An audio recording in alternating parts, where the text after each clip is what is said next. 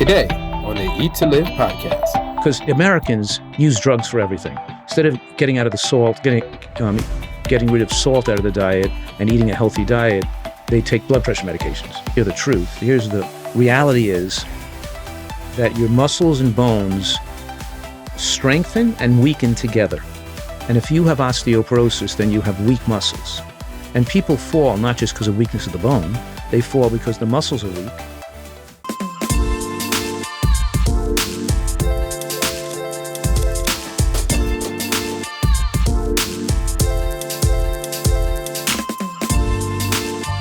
Hey, Eat to Live listener, I am here with my dad, medical doctor and nutritional science guru, Dr. Fuhrman. Thank you, Jen. And I'm here with my daughter, Jenna. And we are here for the Eat to Live podcast. That's right. And why I'm calling you a nutrition guru is because you were talking to me about a lot of studies on our topic today, which is osteoporosis. And I love when you get all doctor on us. So I feel like we talked about medications we were prepping for this episode. We were talking about lifestyle, exercises that you can do to reduce osteoporosis, and even diet that helps. So I'm excited to get into it. Great. And of course, the message here, like everything else, is that people have to be proactive when they're in good shape, when they're younger, to have great health when they get older. That's our message in general, particularly with regard to osteoporosis and hip fractures. Right. And then we also have a special guest coming in to join us at the end of towards the end of the program, correct? Sure. Yeah, we do have a special guest here with us, so we'll wait till then to surprise everyone. Okay, so osteoporosis, I do see it. We get a ton of questions on it, and you actually became kind of a guru on this. You made your own exercise program, and you know a lot about osteoporosis. What propelled you to do that? Don't you think I know a lot about every kind of health issue? I'm honestly starting to say yes. How do you know so much about everything? I don't even understand it. It takes work, right? You have to study, work, read, prep. Right. Yeah. This is where I'm very impressed on all of the research that you do, on how you know the name of every single study. And you even mentioned when we were talking about this episode, a study that you want to even correct. Oh, yeah, correct. Yeah. Okay. So I'm just really impressed by the amount of research you do to make your diet and recommendations. Oh, thanks, Jen. So you decided that osteoporosis was a big problem through research, or because you had patients that suffered from it? Well, everybody learns, in healthcare, in medical school, that osteoporosis is a major cause of both morbidity and mortality. People have a spinal collapse or a hip fracture, and they could die of a hip fracture in the hospital soon thereafter. It can impart their health very negatively. Mm-hmm. So, and it's very high prevalence in our society. For women who live as long as 85 years, the risk of having a hip fracture is 30%, which is 10 times the risk of having breast cancer, let's say. So it's really a significant expectation. You're probably going to develop weak bones, and you may fall and have a hip fracture, which could then impact your potential life and result in some major interference with your happiness and health. Absolutely. And I remember you telling me also that hip fractures and falls are a huge cause of death, that many people actually die from them. Correct. Right. Like a huge population of the elderly. Right. It's something that we have to really be concerned about. And that's why we don't put rugs in the houses of elderly where they can trip over the edge of a rug.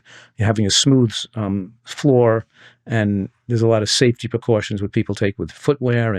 But in any case, I'm here to talk about the fact that drugs, because Americans use drugs for everything. Instead of getting out of the salt, getting rid of salt out of the diet and eating a healthy diet, they take blood pressure medications.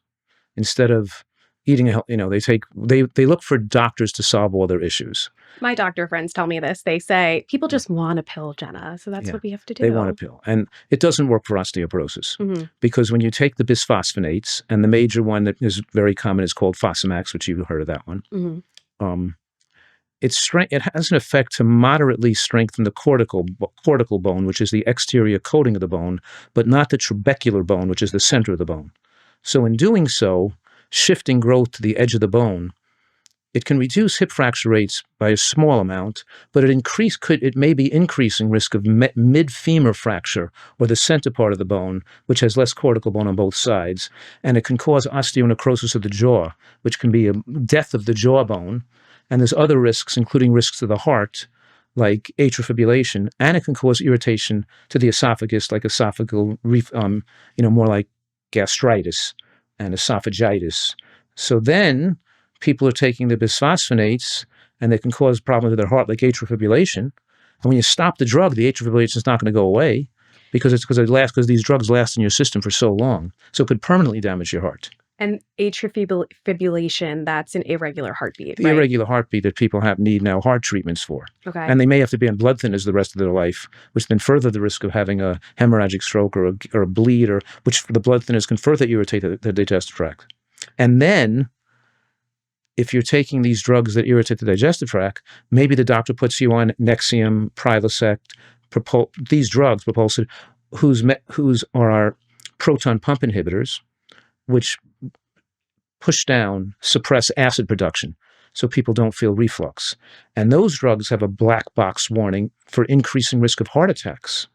But those drugs that suppress acid also increase risk of osteoporosis and create more calcium loss in the urine. Because of the low acid environment, you don't absorb calcium as well and digest protein as well. Mm. So one drug causes certain risks, and people take another drug for the side effects, and that causes other risks. And when people are on blood pressure medications, acid suppression medication, they're on bisphosphonates like Fosamax, and it's increased their health problems, not solve them. Right. People don't want to hear the truth. Here's the reality: is that your muscles and bones strengthen and weaken together. And if you have osteoporosis, then you have weak muscles. And people fall not just because of weakness of the bone, they fall because the muscles are weak and the person loses proprioception and balance with aging. Now, us nutritarians encouraging people to eat a healthy diet, we're trying to encourage people to exercise to maintain muscle and bone mass, and to keep strength training exercises throughout their whole life, which includes side-to-side motion with change of direction, kind of like skipping out to one side, stopping and moving back in the other direction. We're anticipating the type of falls people make when they get older and they fall sideways on their hip. And we're actually training them to be able to move sideways and move back in the other direction quickly, to train the body to be able to catch itself and build the nerve impulses that you need to change direction to protect against falls, which improves balance and proprioception. Yeah. And as I was doing your exercises, because I even do them too, and I just wanted to point out, not only are they good for preventing falls, but they're actually just good for muscle building in general. So I was sweating at the end, I was heavy breathing, and I was really doing those side to side proprioception movements, front and back, and the quick changes that really can save the day if someone is going to fall or hurt themselves. Right. And when you take your foot and you move your foot out to the side or underneath to the side, then you're like used to this quick movement. You know how to step your foot out wide if you feel off balance. You're a little off balance. You get the foot out wide, you push yourself back. Right. People aren't used to that. They trip, they just go back. They're not used to moving their leg out fast. And so we're practicing that. You know what I mean? Absolutely. It can make all the difference. Right. And also there's people who are so into fitness, and there are people that then do zero fitness. And there's really this happy median that you can fit into where you're doing these exercises a little bit every day that can save your life, right? Right. So we're talking about daily exercise, right? And you got to start it at mid-age. You can't, optimally, we're exercising our whole life. Our whole life. And we're maintaining, because we want to maintain good muscle and bone mass with aging. And then, of course, the American diet, which is low in minerals and high in junk food and all the accessory minerals in a nutritarian diet, and the features of a nutritarian diet help maintain bone strength and bone density with aging. And let's maybe hit on that maybe for a little bit. Wait, before we get there, I just want to touch on you threw a lot of stuff about medication at us very fast. So I want to make sure I understand everything. Okay. So we're prescribed these medications, or you can be from your doctor, that help with osteoporosis and can protect your bones. But what it sounded like when you said it was that it only protects the superficial layer, and that you could still have a severe fracture, but it gives you a little bit of protection, but not as much as you'd like. Correct. And also the side effect profile isn't worth it. The side effects, and also the studies show that exercises causes more than double the protection against hip fractures compared to taking medications do. So regular daily exercise is twice as effective as medication for protecting hip fractures. And you don't have to hurt your heart. Right, and you hurt your digestive tract. Or your jaw. Right. So you don't take those risks.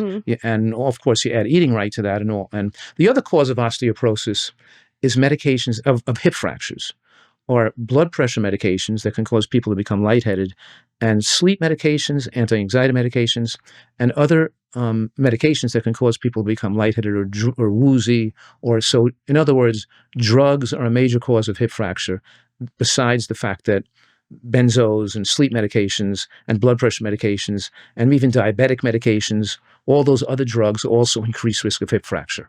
So all the things we're doing, getting off the drugs, relying on lifestyle medicine, is the real way to go if you want to see true protection. Is that because the medication causes lightheadedness and you can fall easier, or is it because the actual medication is likely to weaken your bones? It's mostly that it leads to less poor balance and lightheadedness. Yes, Which yeah, that is hard to deal with if you're off balance, or I've Yeah. seen people just be Right. really wobbly, and you want to make sure they're protected because falling can kill you. It's really scary reality. yeah. Falling can kill you. Yeah. Okay. So, last question on medications is just the blood pressure medication you also said can contribute to osteoporosis. I just find that really fascinating. Because the body sets the blood pressure at a sufficient level to adequately oxygenate the heart and the brain. But because high blood pressure causes an issue with brain damage and kidney damage, doctors then lower blood pressure to a more protective range. And in doing so, you lower diastolic blood pressure too low, and then the heart and the brain could be underperfused, and therefore you can become, more Wobbly. more wobbly, more lightheaded, more weak, more fatigued, Wow. and possibly fall down. Yeah. And even for the people that do suffer from, high blood pressure, you can resolve with diet, sleep. There's a lot of natural remedies and even supplements that could help with sleep. Like there are more natural options where you don't have to rely on medication. Right. We try to use the lifestyle medicine, which includes exercise and proper sleep techniques. Meditative or dream. We talk about sleep techniques, and we also talk about what you're saying right now is some helpful natural therapies that don't have side effects that aid people without putting them at high risk like drugs do. Yeah, I just want people to know they have options and they don't have to immediately default to a pharmaceutical drug, which is important. Okay, but now we could get to your favorite topic, diet. So there are specific foods that can help with osteoporosis, and I also want to make sure we touch on the fact that we were talking about this earlier. Meat eaters think vegans have higher risk of bone fractures. There are certain vegans that think meat eaters have higher risk. So I want to make sure we debunk and find out what's correct on that. Let's talk about that because that'll help us get into the diet mode, right? Because when I wrote the book Eat to Live in 2004, which means I wrote it in 2002 to be published in 2004, which is, more than 22 years ago. I was 10. Yeah. I wrote in the book that eating meat contributes to weaker bones and osteoporosis because meat causes a negative calcium balance, which means the acid from digesting meat has to be balanced with basic mineral salts which leach from the bones, and that calcium dumped into the digestive tract to balance those extra acids are leached in the urine, and the negative balance means you're putting out more calcium you're taking in, or is accelerating the rate of osteoporosis. And I think in the last 20 years, that's been proven to be incorrect. Meat does not increase risk of osteoporosis because even though it causes a negative calcium balance, over time, the body adjusts to that balance and starts to hold on to calcium. And also, because people don't digest protein as well as they age, the extra protein from the meat can help build muscle and keep muscle and bones strong. So the overall effect is that meat is not a significant risk factor for osteoporosis like I thought it was, and that the vegan and plant-based community advocates that it is. Salt, caffeine, meat, soft drinks all play a small role, but the role is pretty insignificant. So the biochemistry does show that there is a calcium deficit, or calcium's being taken from the bones from the acid, but then the body's adjusting to a new homeostasis. The body adjusts over weeks to a new homeostasis of the higher animal protein, higher acids, and it starts to hold on to more calcium over time. Right. So the long-term effects hasn't really borne it out that meat eaters have higher rates of hip fracture than vegans, let's say. So in the Seventh-day Adventist study, we see some of the Second-day. Oh, yeah, that study. I was just going to mention Seventh-day Adventist first. Okay. It's not one of the risks that vegans have as osteoporosis or meat eaters have. There's not much difference in the two groups between osteoporosis in the Seventh-day Adventist study. Right. In the EPIC Oxford study in UK, that study showed vegans had a significant increased risk of hip fracture, like 30% more hip fractures than did meat eaters. So that vegans were the higher risk. So the people in the meat eating community blaming a vegan diet on causing osteoporosis, and the people in the plant-based community saying a meat-based diet causes osteoporosis. The reality is that a vegan diet can contribute to osteoporosis if it's low in calcium and low in protein. And we analyzed the diet that was used in the Epic Oxford trial. And there was another trial that also showed a British study showing more hip fractures in vegans. And clearly, the protein content was about 10% of about 45 grams a day of protein on an average 1,600 calorie diet. And I put together a 1,600 calorie diet. I posted this on a blog article. I used like a starch-based diet because there are certain part of the vegan plant-based community advocates a starch-based diet heavy in potatoes or rice or corn or whatever it is. And I took one of those sample diets, with oatmeal and whole grains, breakfast, a bean burger and vegetables and potatoes and carrots and peas and just a relatively standard starch-based diet. And I compared that to a nutritarian diet. And the nutritarian diet had double the protein from 45 grams, which the starch-based vegan diet was similar to the diet of the protein content and the calcium content of the vegan diet used in the Oxford Epic study, the Epic Oxford study. Mm-hmm. So they're getting about 500 milligrams of calcium a day and about 45 grams of protein a day, 44 grams of protein a day. And a nutritarian diet gave 85 grams of protein a day and over 1,000 milligrams of calcium a day, double the amount of protein and double the amount of calcium for 1,600 calories. That's 85 grams of protein on 1,600 calories. That's a high protein diet. So where is all this protein and calcium coming from? It's coming from the fact that we eat green vegetables every day, and we eat beans every day, and we eat nuts and seeds every day. It's the combination of the greens, the beans, and the nuts and seeds. You put a little nuts in the meal, half an ounce to an ounce of nuts. You put 3 or 4 tablespoons of beans in the meal. You put a little soybean at dinner. You put a little sesame seeds in your salad dressing, mm-hmm. and woof, you've just exploded the calcium and the protein. Mm-hmm. And this is what I think that what people who listen to our podcast regularly are learning, that we do recommend eating a diet that's more protein adequate, but we want to get it from plants because animal products increase all causes of death, meaning cancers and heart attack risk and death, and plant proteins will reduce cancer deaths and heart attack deaths. And we can get adequate protein, even if our diet is totally vegan, if it's well designed. And that's why a nutritarian diet is not really a whole foods plant-based diet. It's more precision. There's more precision in it. It's not a blue zone diet. It's not it's in other words, it's a specific type of a plant-rich diet. And the type means that we're really utilizing foods that have been prone to enhance longevity and to enhance bone muscle growth with aging. And this is what I'm saying here, is that the added element here is soybeans. Even though we're using a variety of beans, we do have some soy in our diet probably 5 days a week. That's a little soybean or edamame with our lunch salad, or a little bit of tofu with dinner with something. We do have it about 5 days a week or 4 days a week, but we're still getting other beans in the diet as well. And the combination of some soy with other beans dramatically pumps up the protein. And the soy protein is unique because soybean is rich in isoflavones, particularly genistein, which is an estrogen mimicker. And that means it binds to the estrogen receptor in the E1 receptors on the breast and prostate, blocking the receptor from being stimulated by estrogen. It like attaches to it, but blocks it. So you get less estrogen stimulation of breast and prostate tissue, lowering risk of breast and prostate cancer, because it doesn't fit into the receptor all the way. But on bones, it hits the E2 receptor and stimulates it, strengthening muscle and bone mass with aging. So it has the beneficial effect on the bones. So it's almost as if the nutritarian diet, which is best designed for longevity, is also best designed for bones and doesn't have the drawbacks of the typical vegan diet that you see in these studies.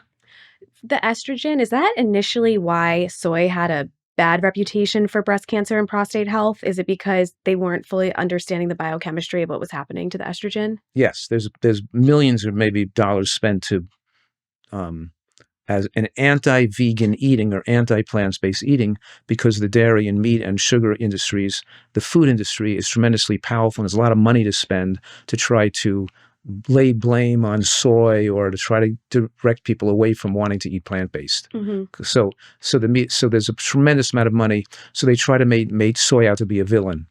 And one way they can make soy out to be a villain is say it's not good for breast cancer, it stimulates the breast, it's too estrogenic, where it's really not. That's a fallacy. It's actually anti-estrogenic. I was going to say, you are not only clearing up the confusion, but double down. And you're saying that it's actually protective against breast cancer. Right. I'm saying it's dramatically protective against breast cancer. Yeah. And listen to this, though.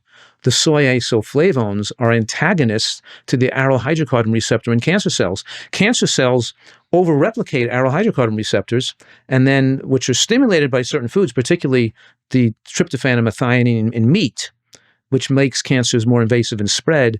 And the isoflavones antagonize, which means they cause cancer cells to kind of die and not replicate, and they prevent replication of cancer cells. Right. So, and by the way, soy does have tryptophan like meat does, but because it's so low in methionine and so rich in these isoflavones that have anti-replicative effects, they overall have a negative effect on cellular replication in cancer cells. So soy is definitely the good guys, but you see a lot of soy protein isolate, some seitan, which isn't that a very processed version of soy. Are these things that we should watch out for? Seitan is made from wheat gluten. Oh, wheat gluten. It's tempeh that's made from soy. Oh, tempeh is great. That's the least processed form. It's just fermented soybean, so it's good. Right. Seitan is kind of like wheat gluten. It's kind of, and I don't usually recommend that. What about soy protein isolate? Because I feel like it's too high in protein. Okay. It's too high. The isolated protein can raise IGF-1 almost like you're eating meat, too high. So it gives you a little bit of that extra protein that could be pushing you over the edge. When you have too much high biological protein, then these hormones might promote cellular replication and promote cancer. So that's where we're in that sweet spot, the ideal amount of protein, predominantly plant protein, not animal protein, but still paying attention to protein adequacy, especially with aging, which means a macrobiotic diet, not enough protein, which means a fruitarian diet or raw food diet with too much fruit, not enough protein. And even a starch-based diet with lots of potatoes and rice, usually not enough protein unless you put enough beans and only unless you keep the rice and potatoes relatively. Still not ideal levels and certainly you're missing on the protective phytochemicals and phytonutrients that protect cancer and protect the bones maximally. So we're saying here a nutritarian diet. These diets may be better than the average American diet, right? They're not terrible, but they're not in the same ballpark as a nutritarian diet where we try to look at every aspect to idealize every aspect of the diet for all diseases. So you're saying the research shows that there's a sweet spot for protein as well, that more is not always better, because that is not something that you hear very publicly. The research conclusively shows that the amount of protein, and I'm saying a nutritarian diet gives us 18 to 20% calories of protein. It's a huge amount of protein, right? I'm saying that that the type of protein matters here, that we want to get most of our protein or all of our protein from plant foods, because the studies show as you get more of your protein from animal products, it increases all-cause mortality. And as you get more protein from plant foods, it actually enhances more lifespan. And I think that that's the message that why do plant proteins enhance lifespan? That's another time for another podcast. We know that we know they're rich in phytonutrients and have other ways they protect lifespan besides their protein content. But we're able to achieve protein adequacy to maximize bone mass and muscle mass with aging if we do a plant-based diet right, is the point. And it does sound like you are marrying G-bombs more and more, because when you're saying what makes a nutritarian diet unique is that you eat the greens, the beans, the nuts and seeds. So these are all foods that you call your G-bombs. Right. Beans, greens, nuts and seeds, onions, all these things, right. And also I wanted to point out, you made the term nutritarian because you specifically didn't want to just say it's vegan, because you could be a variety of vegan diets. Well, the term whole food plant-based people are using, which means like a healthy vegan diet, it's still not adequate. It's still an adequate designation. What does plant-based mean anyway? Does it mean 100% or 90%? And whole foods, your diet could be, mostly you can eat bananas all day long. It's not with enough precision to design a diet that has the full diversity of nutrients that leads to cellular density that are going to lead to slowing the aging process, and of course lowering. So in other words, it's much more precision. A nutritarian diet is critical to understand these concepts that prolong human lifespan. And speaking of prolonging human lifespan and these concepts, maybe we should bring our guest in soon? Soon, not yet. I have more questions. Nice try. Okay. When you say precision, what makes a nutritarian diet unique, I like to say, is because you're telling people the foods that you should be eating, that you should prioritize because they fight cancer, reverse heart disease, reverse diabetes, do all these things and have miraculous healing capabilities. So I think it's really important to just reflect on, you kind of outline exactly how to extend your lifespan and live better. Right. And nutritarians generally understand the skeleton of the diet of what they're supposed to eat each day. And to get that variety of these protective foods in. They're not just they're just eating haphazardly. The blue zones give you some extension of lifespan, maybe 5 to 8 years, but they're not giving you 20 years of potential increased lifespan like a nutritarian diet does. Right. So it's much more, it's using nutritional science to develop a result that's much more impressive. Okay, so this was my one question. Greens. Which greens are you talking about that are super high in calcium and protein and can help us with osteoporosis? Well, that's actually a good question, because the greens that are highest in oxalic acid. That's what I wanted to ask. Yeah, you don't absorb calcium from them much. The greens that are high, so those you shouldn't consume more than 25% of your green intake from spinach, beet tops, parsley, and Swiss chard, too high in oxalic acid. But lettuce has almost no oxalic acid. Lettuce is the superfood we're always talking about. And cruciferous vegetables are relatively low in oxalic acid. And the food with the highest amount of calcium per calorie, of biological available calcium to calorie, is bok choy, which is a cruciferous vegetable. Wow, I eat a lot of bok choy. So cruciferous vegetables are super high in calcium. Mm-hmm. And green vegetables, broccoli, super high in calcium. And we get a lot of and also nuts and seeds and beans also give us a lot of calcium too. I make a great Thai soup, and I always add bok choy to that. So I feel really good about that. What I wanted to just get a little bit further explanation on is the spinach thing, because I feel like spinach has a reputation for being really high in calcium, but you're saying that they have this oxalic acid problem, and you caution people from eating too much spinach often. I hear you say it all the time. Well, we don't want people to eat a spinach salad as their main salad every day. Or that's the only green you're adding to your smoothie, which I feel like is common. Yeah, and the only green you're adding to your smoothie, because raw greens have a higher level of oxalic acid than cooked spinach does when it's raw. And some people even have a tendency towards kidney stones. It puts more calcium pooling in the kidney because of the high oxalic acid content. So, but even if you don't have a problem with kidney stones, it will never have a genetic tendency towards kidney stones. You still shouldn't make raw spinach the major part of your salad. It still should be a minor part. However, spinach is one of the foods that have powerful anti-cancer and lifespan-enhancing effects. So it has powerful anti-cancer effects. So we're purposely putting in a person's diet for the anti-cancer benefits, but just not as the major source of greens. Okay, just diversify your greens. Right. Okay, thanks for clarifying. Sure. So just to summarize, because we are getting near the end, it is do these exercises, make sure you are practiced at not falling. Right. And also I reverse osteoporosis even with people with a high T-score on a DEXA scan by using a power plate machine or a weighted vest, often both, with the exercises. And we use the power plate machine, which is a vibrational platform. And it actually vibrates left and right, front and back, and up and down simultaneously. And exercising on the power plate. And it feels like And when doing strength exercise and pulling and squatting and doing these exercises on the power plate, I've had clinical documented results having people reverse severe osteoporosis and building back bone again by combining the diet with these exercises on the power plate.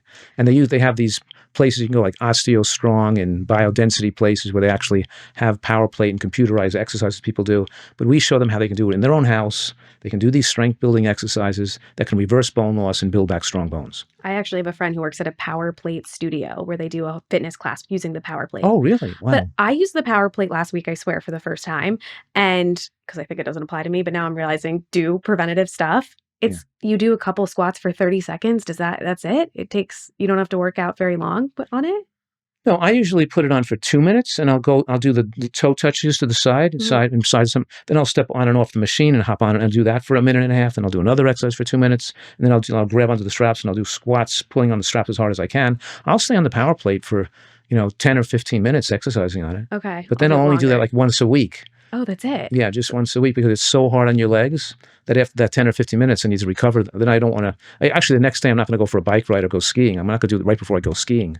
I'm going to take 3 or 4 days of rest after a hard power plate workout like that. It's not very time consuming though. No, it's You're not very saying 10 to 15 minutes once a week, but I did this twice last week. Yeah. And I do like one-legged squats on the power plate by dropping your 1 foot off the power plate.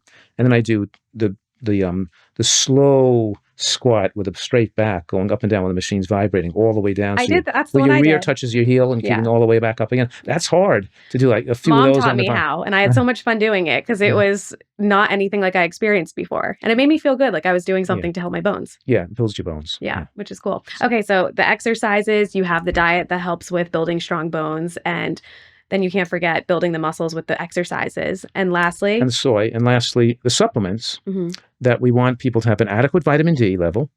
which is a combination of sun and supplements, which means the level should be between 30 and 50, usually 30 and 60, 30 and 50. And also, for those with women who are small with low appetites and can't eat enough greens, taking a little bit food-based calcium with each meal. Well, because too much calcium can lead to calcifications and maybe not good for your heart by causing a spike of calcium too high in your blood at one time. So we don't want to use standard calcium supplements. Instead, we want to give calcium, food-based calcium in low amounts, like 100 to 250 per meal, once or maybe with meals or twice a day with meals, to just pump the level of calcium in the meal up a little bit to bring up to the level we get with a healthy diet. Because maybe these women aren't eating 1,600 calories or 1,800 calories of healthy foods. Their diet only has 1,200 calories in it, and that's right for them, but their level of green consumption. So we just give them a little extra food-based calcium. So vitamin D, calcium adequacy, protein adequacy from plant protein, and the right exercise is the secret to living long and keeping healthy as you age. With strong bones. With strong bones, right? That's right. Very important. And what I just wanted to say is there are certain nutrients that you say doesn't matter if we get excess, but calcium is one of those nutrients that you want that sweet spot. So it is really important to have just the optimal level, not too much. Not to take the high-dose calcium, 500 to 1,000 milligrams of calcium carbonate, and to be pumping high-dose calcium thinking it's going to protect against osteoporosis. Yeah. It doesn't work very well, and there's negative effects of taking all that calcium at one time. I found that fascinating. But that's really great tips, and people need to know that if they have osteoporosis, it's not a life sentence, that you can actually take steps to reverse it. And you want to make sure you are not living a sedentary lifestyle. It's not fun and it's not good for you. And if they have weak bones, they should work on strengthening their balance and their agility right now to prevent themselves from falling, even if their bones have been weakened, because you don't have a hip fracture until you fall and smack on your hip. So even if you have some, you're strengthening your bones, but you're also practicing your agility and your balance exercises too. And it's fun and good for everyone to do, whether they have osteoporosis or not. It's important for protection and a long life. Right. Plus, it's a little fun. Yes, time for Let's invite our special guest. Our very special guest. We know her well, and it is... It's my mom, Isabelle. My grandma. Right. So we'll get set up. We're going to get set up and bring you on with a mic, and you're going to sit next to us and talk to us. We are back with a very special guest, and it is my beautiful grandmother. So, Grandma, you were just telling me you've never been on a podcast before. No, I have not. This is very exciting for me. Wow. I think you might get famous from this. Oh, boy. And you've never been on television either. That's correct. I have not. But this is a good time because I really want to praise my lifestyle, which has changed, even though I was not too terrible all along. But since my 80s, I became a vegetarian. But since I've been in California, I haven't been a nutritarian vegetarian and have seen a dramatic change in my health. I mean, it's unbelievable. I never would say this before, but now I'm proud of it. I'm 97 years old. I live alone. I do get a lot of my food from the retreat, which is all nutritarian, but I cook myself, I clean my house, I play all kinds of games, and it's all I know due to this change of my life.